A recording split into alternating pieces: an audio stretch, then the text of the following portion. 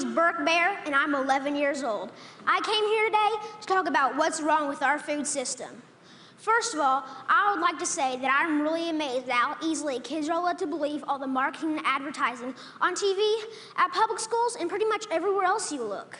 It seems to me like corporations are always trying to get kids, like me, to get their parents to buy stuff that really isn't good for us or the planet. Little kids especially are attracted by colorful packaging and plastic toys. I must admit, I used to be one of them. I also used to think that all of our food came from these happy little farms where pigs rolled in mud and cows grazed on grass all day. What I discovered was this is not true. I began to look into this stuff on the internet, in books, and in documentary films, in my travels with my family. I discovered the dark side of the industrialized food system. First, there's genetically engineered seeds and organisms. That is when a seed is manipulated in a laboratory to do something not intended by nature, like taking the DNA of a fish and putting it into the DNA of a tomato. Yuck. Don't get me wrong. I like fish and tomatoes, but this is just creepy. The seeds are then planted, then grown. The food they produce have been proven to cause cancer and other problems in lab animals. And people have been eating food produced this way since the 1990s, and most folks don't even know they exist. Did you know rats that genetically engineered corn had developed signs of liver and kidney toxicity? These include kidney inflammation and lesions and decreased kidney weight. Yet almost all the corn we eat has been altered genetically in some way. And let me tell you, corn isn't everything. And don't even get me started on the confined animal feeding operations called CAFOs. Conventional farmers use chemical fertilizers made from fossil fuels that they mix with the dirt to make plants grow. They do this because they've stripped the soil from all nutrients from growing the same crop over and over again.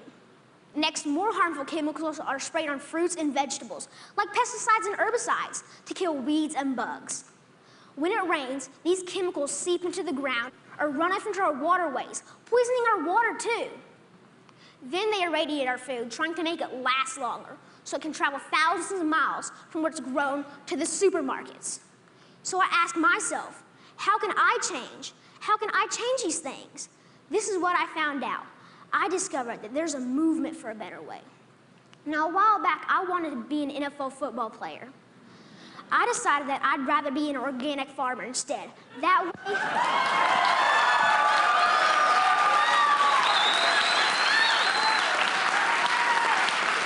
thank you.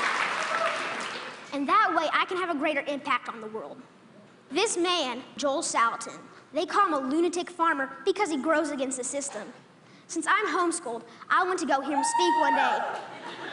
This man, this lunatic farmer, doesn't use any pesticides, herbicides, or genetically modified seeds. And so for that, he's called crazy by the system.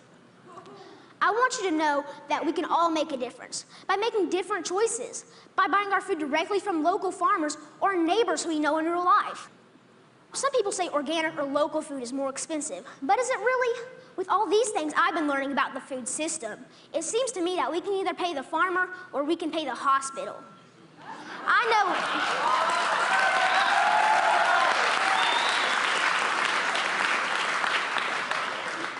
know definitely which one I would choose. I want you to know that there are farmers out there, like Bill Keener and Sequatchie Coast Farms in Tennessee, whose cows do eat grass and whose pigs do roll in the mud, just like I thought. Sometimes I go to Bill's farm and volunteer so I can see up close and personal where the meat I eat comes from. I want you to know that I believe kids will eat fresh vegetables and good food if they know more about it and where it really comes from. I want you to know that there are farmers markets in every community popping up.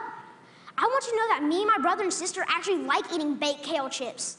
I try to share this everywhere I go.